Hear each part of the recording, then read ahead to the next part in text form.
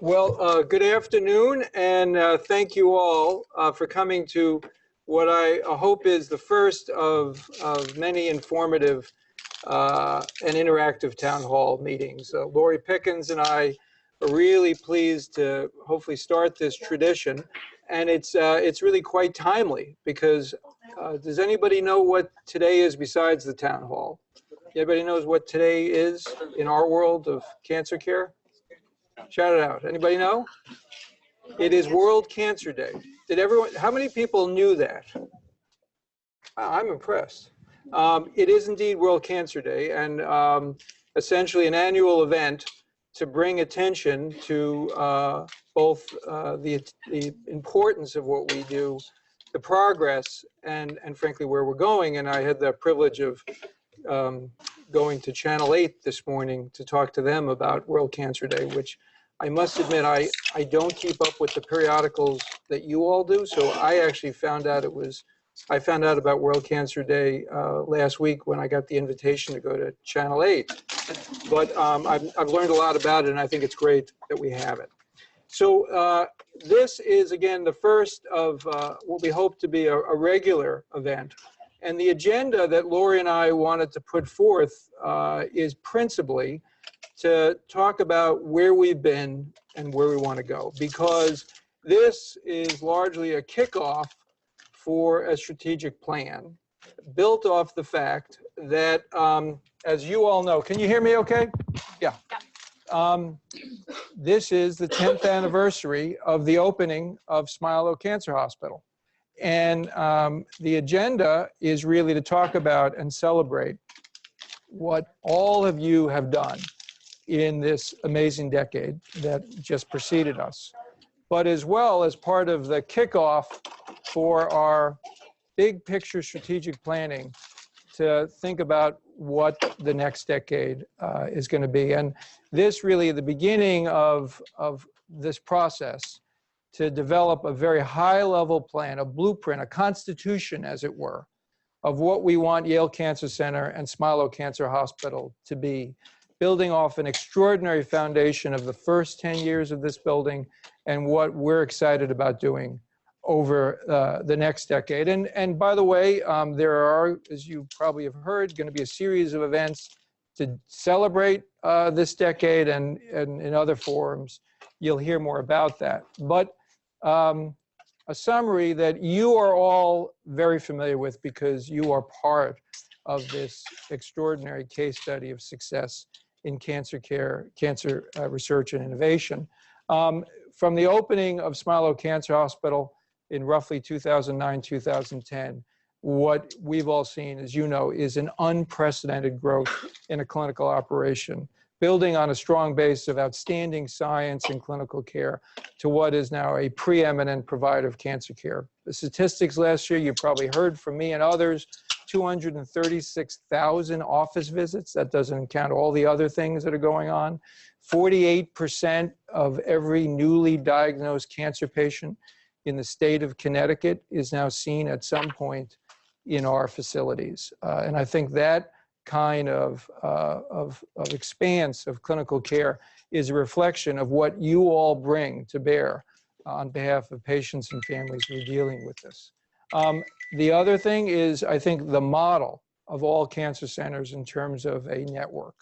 We now have sites across the state, 15 sites now of care, where these are people who are fully integrated, you know, part of our family, part of our faculty, who are really dedicated to the mission and integrated with what we're trying to do, reflective as, among other things, 25% of our clinical trial enrollments occur outside of New Haven, and it is the fastest growing component of our clinical trials operation. And as you know, just in the past 8 months, we launched Smilow at Greenwich. We made our first foray out of Connecticut at Smilow at Westerly, Rhode Island, and soon enough we will be in Massachusetts. Stay tuned. So a lot of exciting things going on there.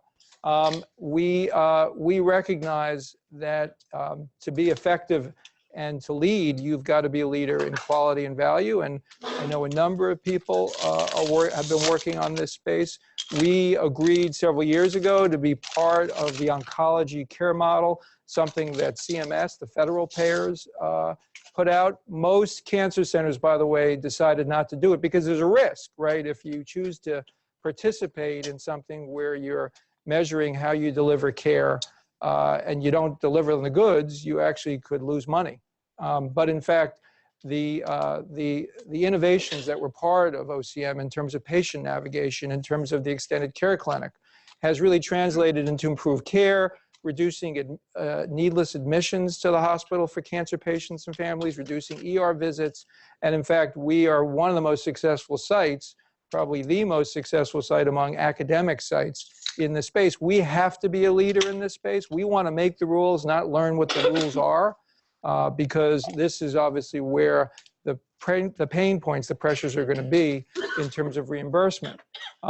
Fourfold growth in clinical trials since that building went up. Fourfold, right? So an extraordinary development of clinical trials. We have great things going on. Impact just in the past year from our clinical trials led by our faculty and our staff, a new drug this year for bladder cancer, a new paradigm for head and neck cancer, new approaches for colon cancer, lung cancer, and a variety of others, all in the past year. That emanates, it really describes the impact of our clinical research. The history of science in this cancer center is legion.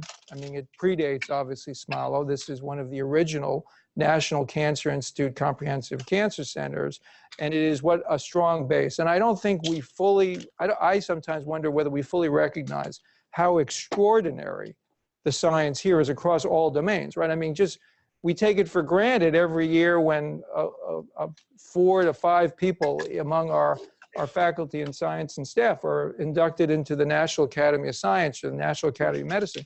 But to be clear, there's only like 50 or 70 people that get enrolled globally, right? And that's what comes out of our cancer center. And so the impact of practice-changing, paradigm-shifting research is really amazing here. And then what I think we've also seen as you grow all of this is that we have grown our training programs. And I'm not just talking about physician scientists, I'm talking about nurses, pharmacists, social workers, administrators, right? These are things we have to do because we have to train the next generation. And this is something we also have to continue to keep up with. So incredible success, right? Preeminence. And so I want to share a story that you may have heard before about another incredibly successful operation. So Kodak. George Eastman founded Kodak at the beginning of the 20th century. And what did he do? He became an innovator in photographic film. And what he built was a market leader in photography, cameras, film. And frankly, if you look at the statistics in the first half of the 20th century, the dominance was extraordinary. There were times where there were certain markets, they owned 90% of it, right? I mean, this was the behemoth in this space. And he was always innovating. He realized another way to create efficiencies is rather than buy chemicals to make film is have your own chemical department. So he created a division of Kodak, Eastman, which made the chemicals for it. So, you know, continuously innovating. So what's amazing is, this is now long after George Eastman, is this behemoth invents the digital camera. Amazing, right? Right there, these guys are really keeping up with it. What they also did, because they realized in the early 90s that you don't need to make your own chemicals anymore. In fact, it's probably cheaper to now buy them. So they spun off Eastman, which frankly, because it was just their chemical division, had a very uncertain future with so many behemoths, chemistry companies in this space. So here's where the story gets interesting, which is that despite inventing the digital camera, they didn't do anything with it. They failed to recognize the impact. They failed to respond to the market forces that said, you know, buying film in your local drugstore is not going to be the future of photography. But in contrast, their spinoff said, you know what, I don't know if we're going to survive, but let's compete with the giants and innovate in chemistry. And they actually did that. So what was the final outcome? Well, today, as you probably know, Kodak has a market cap of 93 million, which in the world of Wall Street is essentially the time when they get kicked off the stock market. And Eastman is now a $9 billion company, right? So who would have thought that the spinoff that was not likely to survive is 100 times more valuable than this dominant player? The lesson why am I sharing this story? Because, you know, success is great, but it's transient. And unless you continuously innovate, which we have to do in cancer care, you never know what your future is. And fortunately, in this room and people online and throughout our organization, we have talented people who innovate. And I think we are, not only the Kodaks of the 20th century, but we're the Eastmans, I believe, of the 21st. So how do we build great clinical programs? Well, I'm sort of concrete thinker.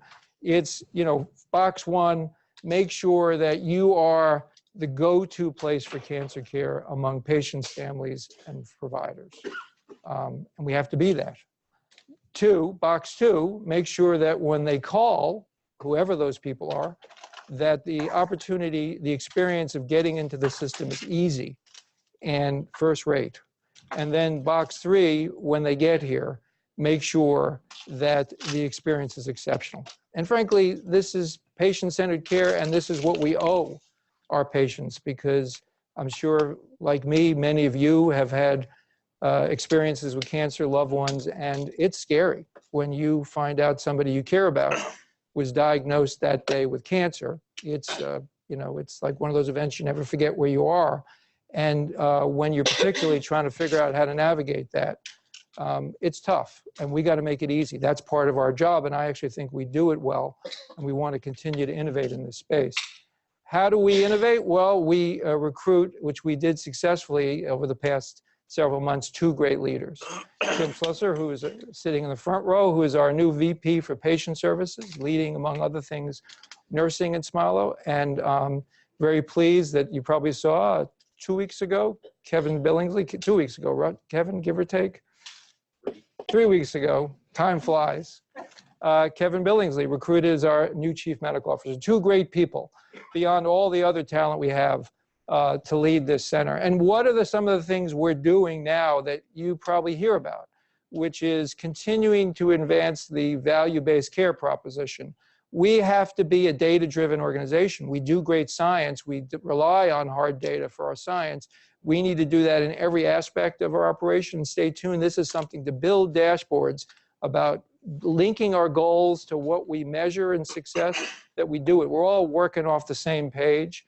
We have to expand. We are a diverse community of providers, not just across medical professions, but across all disciplines. And we have to continuously think about multidisciplinary care and disease-based care.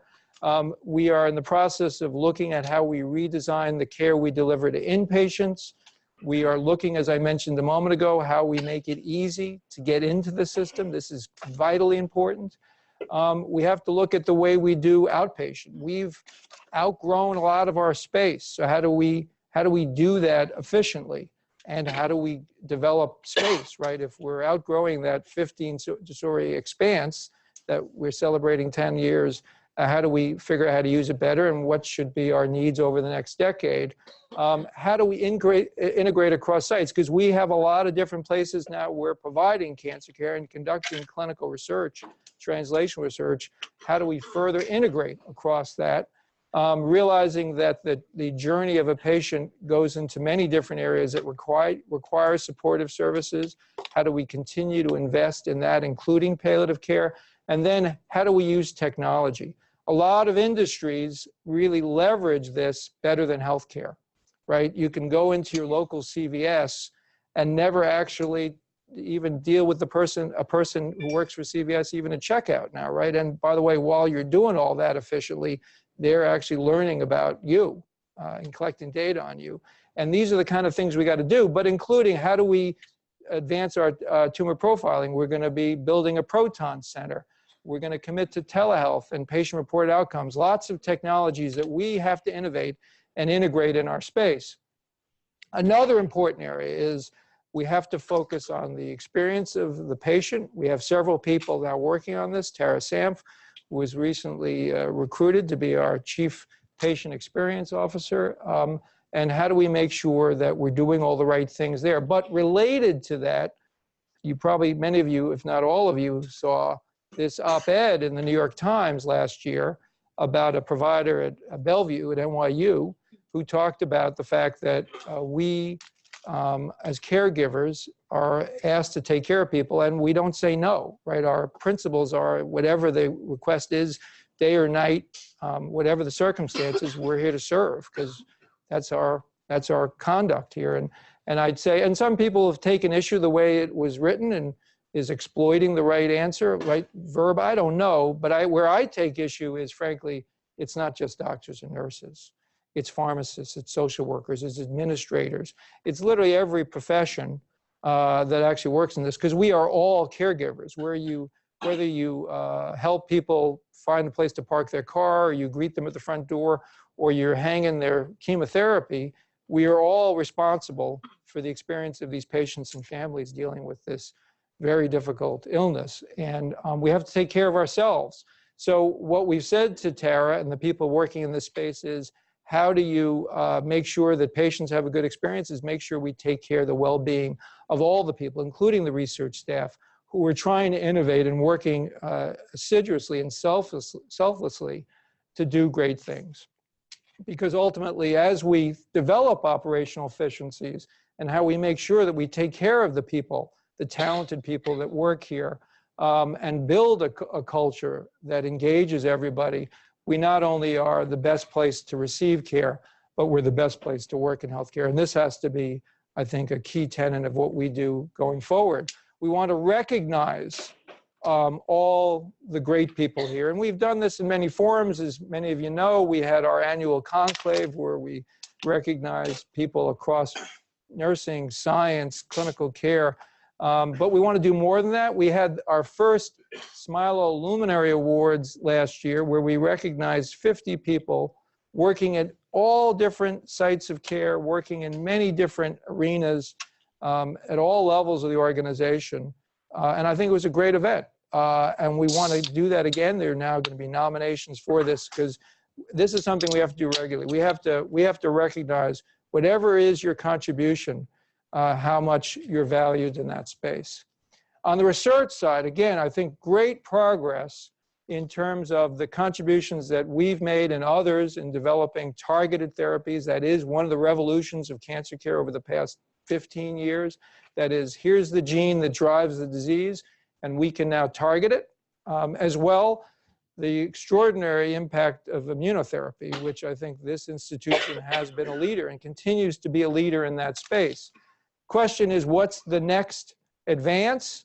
And the answer is, we're not sure, right? It may be further advances in this space or others, but how do we make sure whatever that advance is, we're ready to either discover it, or if it's discovered by somebody else, that we can integrate it into what we're doing here and innovate further. And I think these are the tenets we have to do, which is to make sure we support and recruit great people, that we create a world-class clinical operation, that we have great clinical research operations, that we have an infrastructure to translate great science into the clinic and back and forth, that we have core resources that enable all our investigators, that we build out team science beyond our creative R01 single lab, single investigator funded efforts, that we also figure out how to work together to collaborate and innovate, and then just make sure that we constantly promote innovation across the spectrum.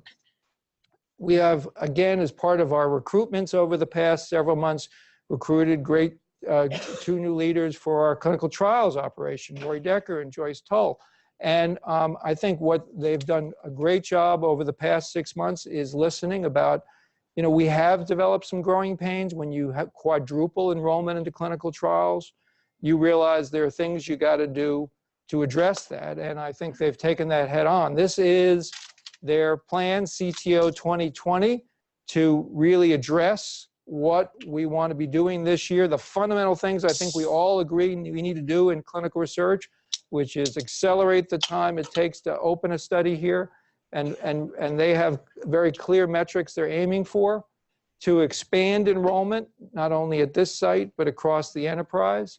Engagement. How do we make sure that our faculty, staff are enabled to do clinical research and engage with it? And some of the metrics you see here is just staff turnover rate, which I don't even have the current number, Joyce, because it's actually today. Vacancy rate is 16% right now. Right. So it's not 25%, it's 16%. And I think that's through a variety of mechanisms, including looking at promotion, compensation, other things for our staff. Again, just in the several months that Roy and Joyce have been on the job. To innovate, right? How do we enable the great science, move that in the clinic? And Roy Herbst and others are creating opportunities to fund investigator-initiated trials. And then, and I think this we have to do in every operation beyond the CTO, is evaluate. To create this kind of a dashboard, make sure everybody sees it, and celebrate the successes. And if there are things we have to course correct, let's do it. We realize the importance of addressing the needs of our community. You probably saw we recently launched the Center for Community Engagement and Health Equity, which, among other things, is here to engage communities, to look at screening and prevention programs across our catchment area, now the state of Connecticut and beyond, to engage underrepresented minorities in the access to care and clinical programs, and to enable our research programs to address some of the fundamental needs of our community. And stay tuned, we have a search for an overarching leader for this, and both the health system and the School of Medicine have really invested, have really put money towards this critical effort. So I think, again, I sometimes think we don't fully appreciate the impact of innovation that we have here, because I was talking to Bob Garofalo about, could we make a slide, because you hear about the science that comes out of our cancer center, which starts companies that are developing new technologies. And I said to Bob, can we make a slide that just lists a few, the companies that have come out of our cancer center? And this is what he sent me. And that's what could fit on the slide. So I don't think we fully appreciate the amazing innovation that is going on out of this cancer center, right? And it's that spirit of innovation we want to empower, not only in science and clinical care, but every aspect across all disciplines. Here's the peculiar thing, the paradox, as it were, right? So we're talking about a past decade. As you know, U.S. News and World Reports is the judge and jury, I guess, on hospital care and colleges and universities and, I don't know, ice cream, whatever it is they're now judging. And this is what happened, right? And I suspect it's not a reflection of reality. It's the peculiarities of their system. But this is something we have to respond to. We could debate whether they should be the judge and jury. We could. But the fact is that patients look at this, and we owe it to our patients to say, you know what, we care about this score because you care about this score. Because when you're deciding where to get your care, you want to know that you're working in the front door of a place that actually is, looking at this. So a lot of work on the health system to correct this, to address the data, and because the quality care has always been exceptional. And because it's a 3-year rolling average, this takes time, and it's 3-year rolling average with the data being 2 years old. So do the math, there's quite a lag when you fix it. But this is what happened with our cancer center. So we've reversed, at least in 1 year, the trend. And by the way, we've seen the raw data. We were like 1/100th in the mortality score that would have put us probably close to 20. And the other thing is, if you just look at reputation score, that one element, we actually are close to 20 there. So we're working on this, and because we want the world to know how great we are. And if this is one of the measures we do it, then let's do it. So, and I want to turn it over to Lori. So I think bottom line is extraordinary success over the past decade, but we don't want to be Kodak, right? We want to figure out, we want to be Eastman. we want to decide what, and we'd be the masters of our destiny about what the next decade should be. So we've launched a new, and this is largely the kickoff with all of you, a strategic plan, and a very high-level strategic plan across the entire enterprise. Because this cancer center and this cancer hospital have developed strategic plans before, but this is one where it's basically everything put together. Clinical research, education, outreach, all aspects of what we do in building a framework and constitution for the next decade. So let me turn it over to Lori to sort of share with you where we are and where we're going.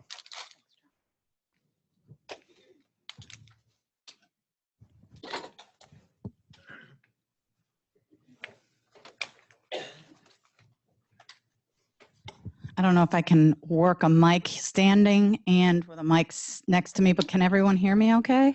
All right. No, I'm good. Thank you. So I have to first admit to all of you that I'm not particularly fond of having to follow Charlie. I've had to do this before, and I'm sure we will do it many times in the future, but he always just lays the foundation so beautifully that it makes it a little challenging for whoever comes in behind him. So wow, I mean, amazing progress over the last 10 years. And it's just remarkable what all of you in the room and others who can't be with us today, but you can imagine that there's thousands of you all who have worked tirelessly and thoughtfully to give us the opportunity to stand up before you today and share with you the amazing accomplishments of the last 10 years of the Yale Cancer Center and of the Smilow Cancer Hospital. Oops, going the wrong way.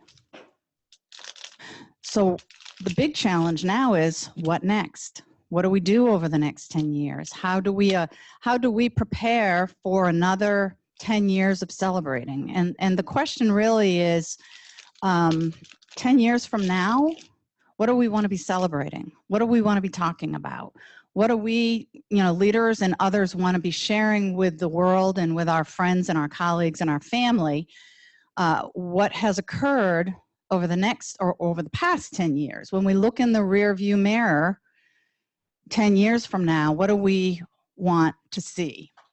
And that is the work that we have in front of us today and that we're launching today and that we're asking all of you and others who, again, are not here today to help us formulate. And so that's why we call it a framework. We're not calling it something that has multiple pages of action items and tactical work. We will get to that. We will have to build all of that. But we have to start by defining what our aspirational goals are. And that is really, can you hear me? That is what we're launching today, and that we're going to be asking all of you to participate in over the coming several months as we get to a point where we have some small document, not large voluminous document that we have to keep referring to try to understand what we're supposed to be doing next, but something that we can all embrace, something we can all internalize and know that here's where we're heading and here's how we're going to get there. And that's what we want to try to develop over the coming months. And we will look for more engagement from all of you and input from across a wide variety of folks who we consider to be our key stakeholders. And there are thousands. So I think before we get started on what our aspirations are, I think it's pretty important that we try to understand what the current burden of cancer is and what it will look like moving forward. First of all, the population continues to grow, the demographics are changing, and people are living longer. And all of these factors are going to contribute to an increase in the number of new cancer cases, and it's going to contribute dramatically, fortunately, because of all the great work that's been done, in a huge number of patients who are surviving their cancer. So we know that by 2030, cancer is projected to be the leading cause of death nationally. We also know that there will be about a 30% increase in the number of survivors over where we were in 2016 with about 20 million or more cancer survivors. 55% increase in the population that are over 65 from 2010 to 2030, and that there will be a 45% increase in new cancer cases annually by 2030, even though the incidence of the cancers have stabilized. So what is the objective for the strategic framework? First of all, we want to, again, develop something that will span over the course of 10 years. It is intended to account for all of the missions that we have across what we are calling the cancer enterprise, rather than getting into the entity specific. But the cancer enterprise is comprised of Smilow, which is the Yale New Haven health system. It's not just Yale New Haven Hospital, but as you all know, we're in all of the delivery networks across the health system, and we have a footprint across the state, and as Charlie said, in Rhode Island and heading into Massachusetts. We also have, not as part of the Yale Cancer Center, clearly the Yale School of Medicine is a significant component of that, but we actually work across a lot of the domains of the entire university. We work with a lot of other schools in the university, particularly as it relates to our research mission and our academic missions, and part of our core grant and the work we do on behalf of the NCI. So today's objective is to give you an overview of the process that we intend to take, to inform stakeholders on how we will be asking you to engage with us in the development of a strategic framework for the next 10 years. This is an eyesore chart, and I don't want to go into any great details other than to say that we've got it broadly set up into sort of 3 work steps, if you will. The first one is really to understand what our current situation is. It's really important as we prepare for the future that we have a good grasp of where we've been and where we are today. So, and it takes some time to pull all of the components of the work that gets done across an entire cancer enterprise. So we've been we've spent the last probably 6 to 8 months developing some of that data. The second step is to begin to create the cancer vision and to be able to formulate some aspirational metrics and aspirational goals. And then we need to obviously start to prioritize, because no doubt we will have long, long lists of things that we want to accomplish. We will have to find a way to set some priorities and decide what we will do and what we won't do. And that's never an easy process. So we will have to spend a lot of thoughtful time working through what those priorities are. And then the final piece is that we need to actually develop the strategies around that, and we need to clearly rationalize the economics of our plan, because there are not infinite resources to do everything we would like to do. So we will really need to spend some time working through the economic rationalization for what ultimately ends up in our plan. We have, as part of this planning process, we're not doing this alone. We have hired a consultant. They've worked with Yale New Haven Hospital and other parts of the university over the last few years. They know our market, if you will. They know the state. They know a lot of the folks here at Yale New Haven and Yale School of Medicine. They are white cap, and they have actually helped formulate a structure and a process to get us through all of this. This is a timeline they've put together for us. I'm not going to go into the details. It does lay out the first 3 steps.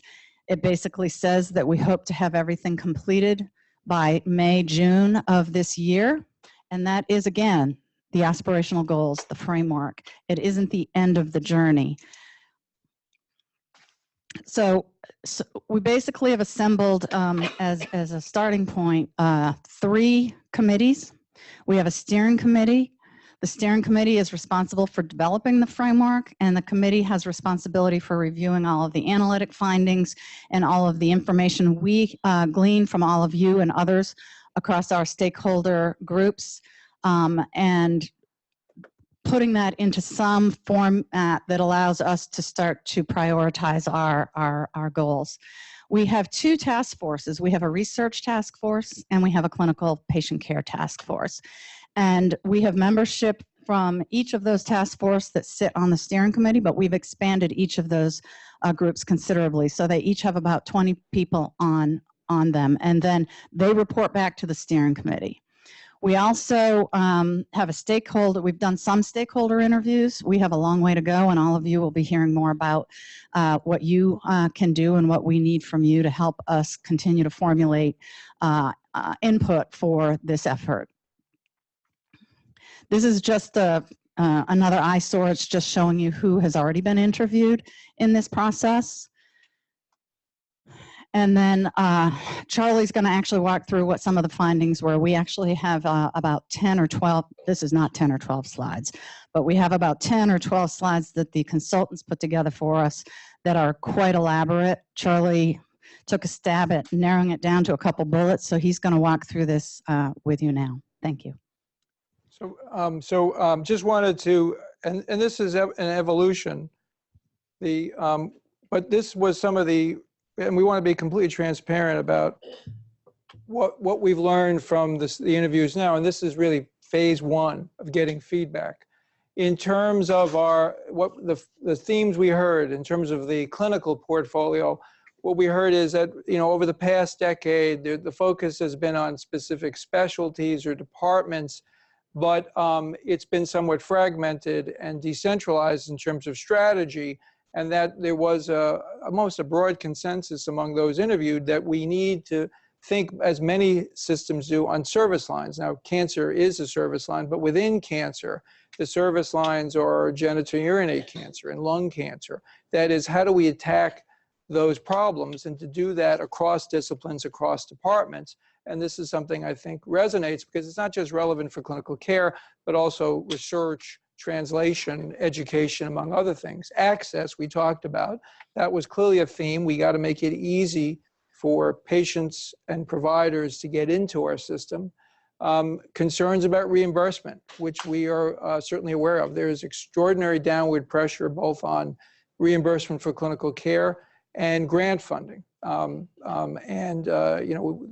the agencies that we work with are sympathetic, but we know that the pressure to stretch the dime both on all of our missions, clinical research and education, is staggering, and so we have to continuously innovate and also diversify our revenue streams. How do we continue to expand our clinical revenues? How do we expand the monies we get through research, through new grants programs, through strategic partnerships, through philanthropy?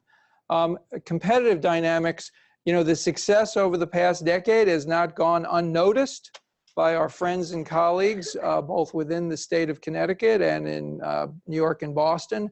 And so we have to continuously think about what is our value proposition. And I don't just mean in clinical care, but I talk about all the domains of our mission. Care signature, we now have so many sites of care that we provide. There's the risk of heterogeneity. Is every patient experience the same? And clearly the stakeholders did vocalize that we have to think about how we address that variability and create a common care signature. With regard to the clinical operation, the physician model, which is because when you have multiple sites of care, multiple disciplines, multiple departments, you always run the risk as you grow of developing a somewhat us versus them culture. And that's something we have to guard against, and we did hear that, and something we want to be sensitive to. There was also, as you can imagine, concerns about the toll that the workload has taken on people across the continuum and how we address issues of engagement and burnout. And so, the recommendation from a number of the stakeholders is let's make sure we arrive at a common vision, goals, and expectations of what we're trying to do. In terms of research, an interest in improving the operations of our CTO, as well as making sure that we have equivalent access to technology and resources across the entire enterprise, including the network. In terms of innovation, there was some feedback of, in my domain we innovate, but in other domains they don't. And then some who said, well, we're not empowered to innovate in our domain, but others are given those resources. And so one thing we have to do is make sure, are we resourcing, are we empowering everyone to be able to not only do their job well, but to actually transcend all of that. In terms of interesting feedback we got was that we have superstar research enterprise, but somehow some people thought that the sort of world-changing discoveries coming out of our operation were not what we would like them to be. And I guess that was vocalized more than once. And so the question was, instead of sort of having a broad community of everyone working on whatever they're interested in, should the Cancer Center focus on specific themes to have greater impact? I don't know the answer to that, but I think that's the questions we have to ask as we build this strategic plan. In terms of research workforce, there was feedback that we are very good about recruiting junior faculty, people out of both our training programs as well as other training programs. And this was actually true even in regard to other domains of research beyond faculty. And there was feedback of we need to do a better job of being willing to provide the resources to bring in other, quote, superstar physician scientists and investigators to our center from the outside. This was a common theme, which is we are a very focused R01 investigator-driven shop.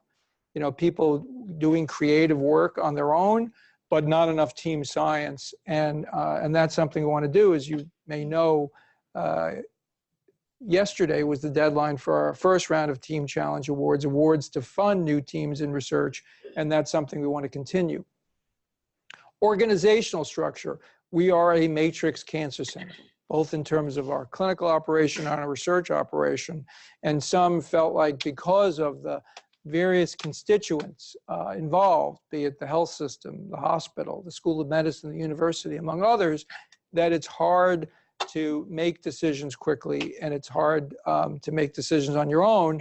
And so how do we look at how we create an org structure that is streamlined, that is transparent, and how do we make sure that we can provide decision-making authority to people who are doing the work in a way that's efficient. Identity, reputation, we have a lot of brands, Smilow, Yale Cancer Center, Yale School of Medicine, Yale New Haven Health. And is that confusing and also affecting our visibility? We want greater visibility, and there was even feedback about U.S. News and World Reports. And then you know, we want to make sure that everyone knows that we aspire to be exceptional in everything we do. The comments were the three missions of clinical care, education, and research, but I would include outreach and other things. And so that commitment to greater visibility and reputation is something we certainly heard. This is the makeup currently of the steering committee, represented across disciplines that Lori and I chair. These are at the moment the task force in an effort to the research and clinical task force. Again, trying to include representatives across our enterprise and community, and we may continue to expand this representation. And then the clinical task force just is actually having their first meeting this week. And these are kind of the things they're going to be starting with. And I only offer this as an example of where the starting point is to really focus principally on the wheels, the components of the wheel rather, clinical portfolio, network value, reimbursement, organizational structure, innovation, leadership, capital assets, among other things, investment. And these are sort of the very high level questions that Lori alluded to that these task forces are going to take on. But at the same time, we realize that the thing that makes us decidedly great is not the plans, it's not the buildings, it's not the bricks and mortar, it's the people in this room and throughout our organization that make us exceptional. And so we have to, I think there's two great things about a strategic plan. One, pretty important, that you come up with a blueprint of what the next decade should be. But the second is, no less important, is that you leverage that to garner the feedback and the insight and the innovation of everyone involved. That engagement is critical. And so how do we want to do that? You will be seeing, we're developing an online survey, which will be somewhat modular. So you'll identify what area you work with. There'll be some general questions as well as questions more specific to your domain. We're developing that with our consultants, Whitecap. This town hall, among others, to inform you of this process and hopefully with a few moments to get your feedback. The ambassador promotion, which what does that mean? We want to create from this effort today a slide deck that people in management positions across the domain can then have. So with their staff meetings, because not everyone gets to this forum, they can actually tell people what's going on and garner their feedback. And ultimately, and continue to keep us informed about what people who are doing the work are thinking and wanting to do. And retreats that we're going to be launching in an effort, again, to continuously engage in this important effort. And I think Lori said that, even though we hope to have the very high-level blueprint, and I emphasize high-level blueprint by mid-year or thereabouts, this is a process that's going to go on for a while. And this slide is an effort to describe that. It starts with, is the mission and vision of what we've established today the right one? And then to think about what the strategic goals that we arrive at by mid-year. Now, let's be clear, these are very high-level goals across the entire enterprise.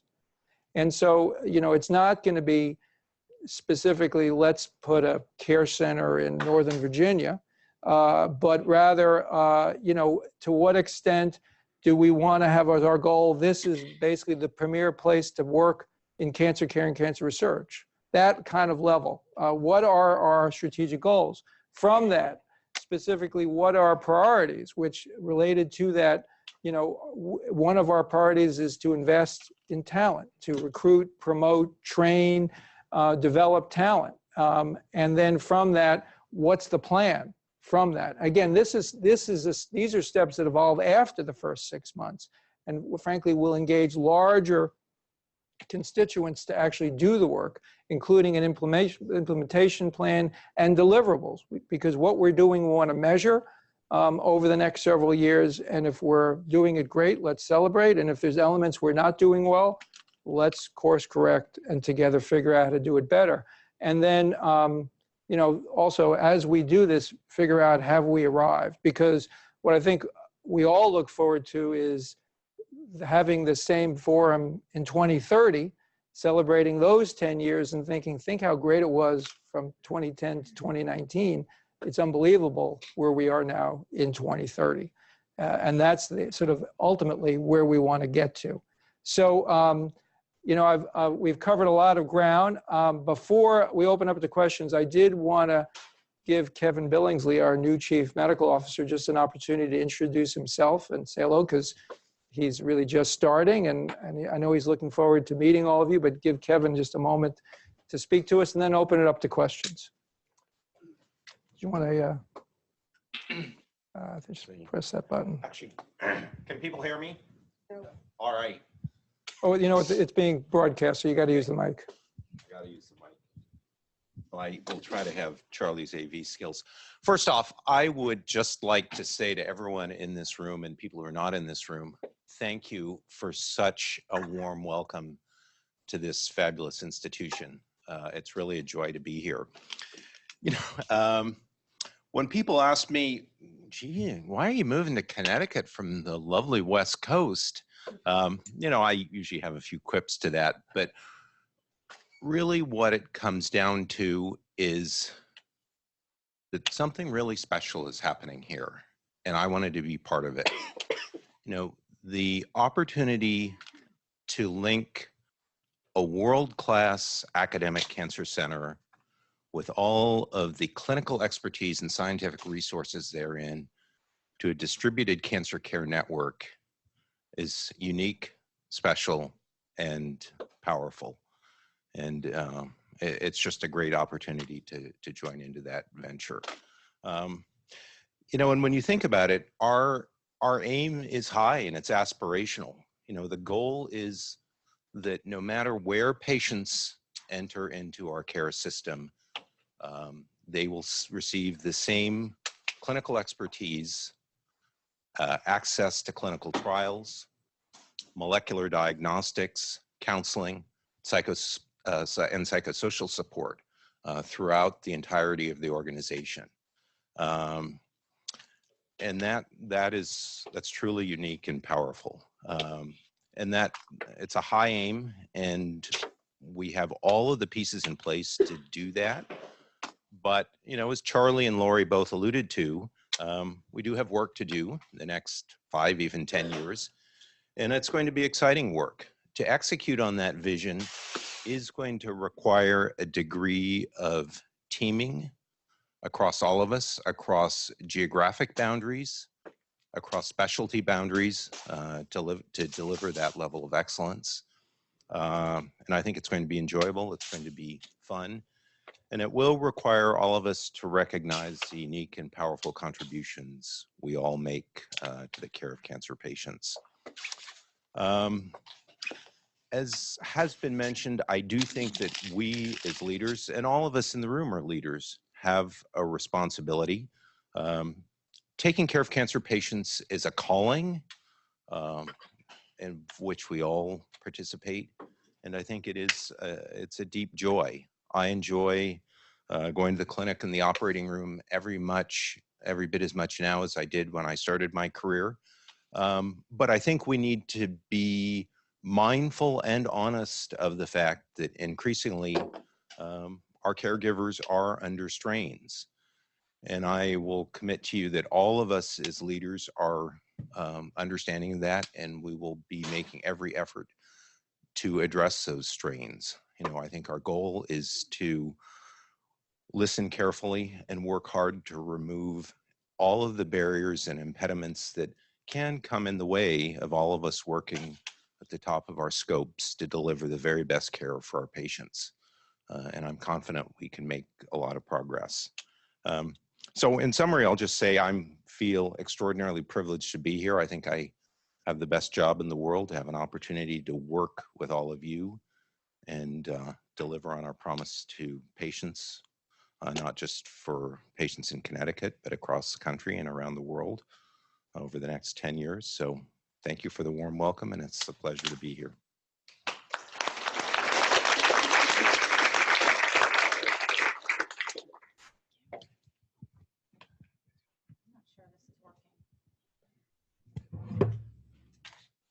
There. Yeah, I think, Kevin, I'm not sure that yours was working, but hopefully everybody heard the wonderful things that Kevin said. And I see that we have a few minutes for questions. And I just want to, first of all, thank you all for spending the last 55 minutes with us, and hoping that we can get a few questions from all of you before you have to head back to your work. Questions for anybody in the room, for Charlie, for me, for Kevin, other members of the team? Or feedback about what we just offered. Does it make sense? Yes? Oh, shoot. Thank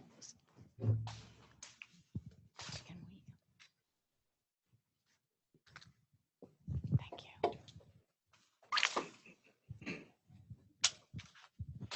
Hi, great presentation, having been here when the building opened. To get to this point and to see the road forward is really exciting.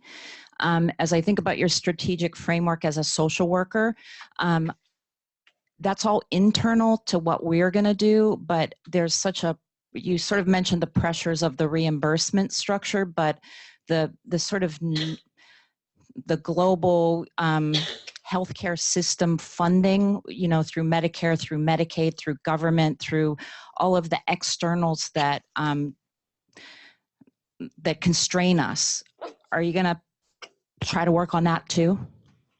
So in terms of trying to convince those who are making the rules to reconsider the rules? Yeah, make better rules. Yeah, so there's a great deal of effort. And I think actually, and Karen Adelson could speak to this, I think by virtue of our success in the OCM project with the Centers of Medicare and Medicaid I think it is informing them about what we can do and what this cancer center can do, such that it probably is informing the rules. But we, you know, the health system and the school and the university are meeting with legislators, payers. I, frankly, last week was in Congresswoman Rosa DeLaura's office, who, as you may know, is very open to the fact that she's a patient here, very grateful for the care she got here.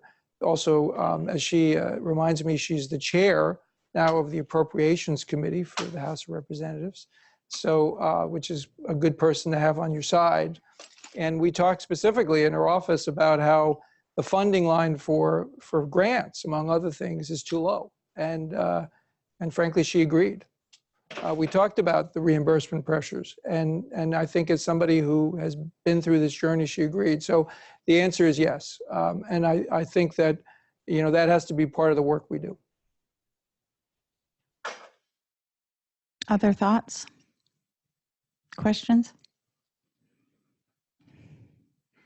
I know that you are not a quiet group. Dr. Fisher. You just introduced the new recruits, Slusser and Mr. Tull.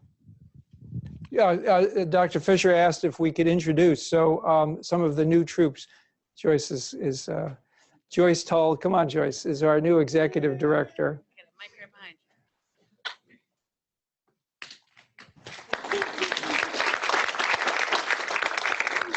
And I too came from the West Coast, and people said exactly the same thing to me. And I will tell you, it is great to be a part of something that is unique in the National Cancer Institute, to have a statewide network, to be offering the same care to everyone, and to be doing it with the excellence that's being done here is unsurpassed. It is unique. And I am personally very proud to be a part of it. Thank you for welcoming me also. And then Kim Slusser is also in the front row. Hello. I just want to echo what Joyce and Kevin said. I just feel very grateful to be here. And coming from North Carolina, I was asked the same question in every shop I go into, and they ask me, I'm not from around here, where am I from? And I tell them North Carolina, and they always ask me, why did you come up here? And it's because of this team. It's because of what the specialness of Smilow and of Yale Cancer Center. And once I came out here, I just wanted to be part of it. So thank you so much. And I'm excited about the next 10 years.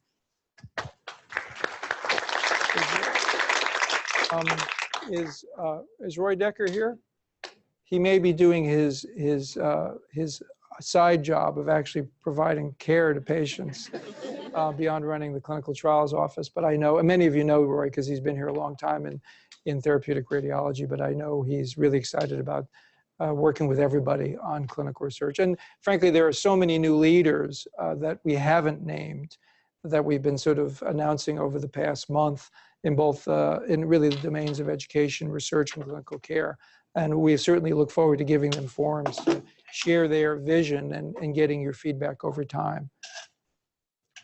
Any other comments or suggestions? Yeah, Aaron. You may have to, oh, perfect, thank you.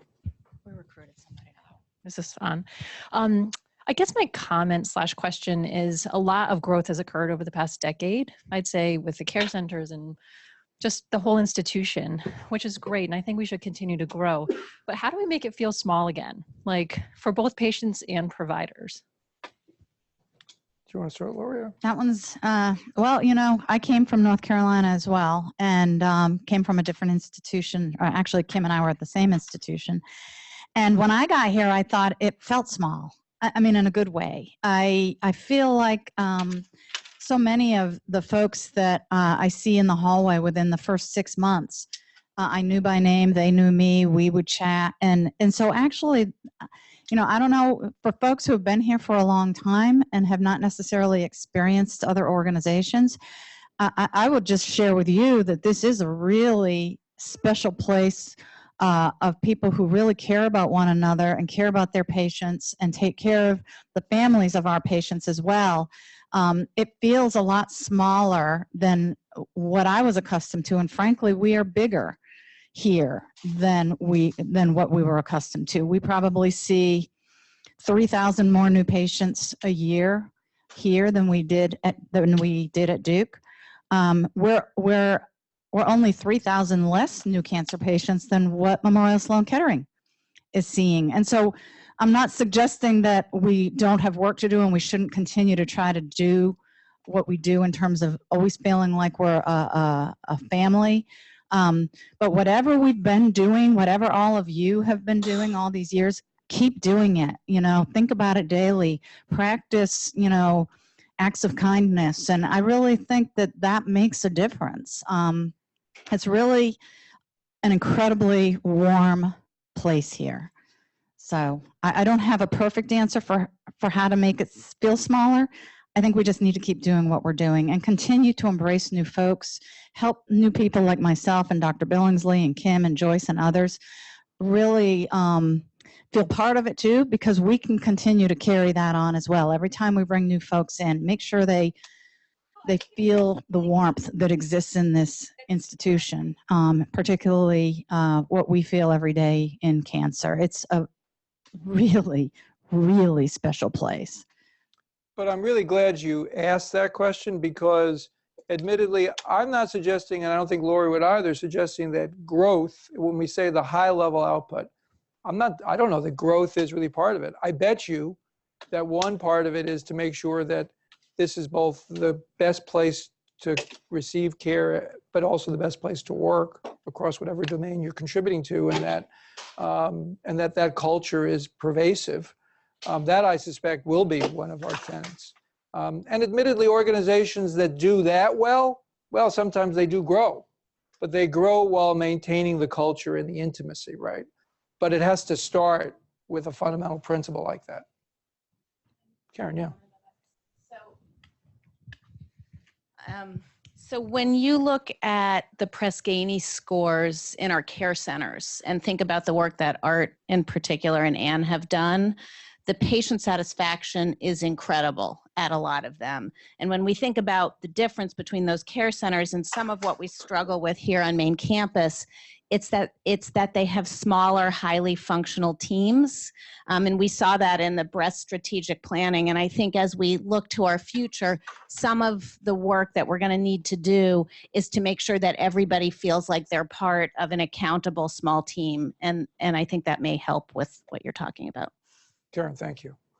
So I know we're over time, and this is hardly maybe the first town hall and forum for starting this off, but it is certainly not the last. So we look forward to, through the very forums that we mentioned, engaging you. Thank you all for coming, those of you who are logging on, and really excited about the future.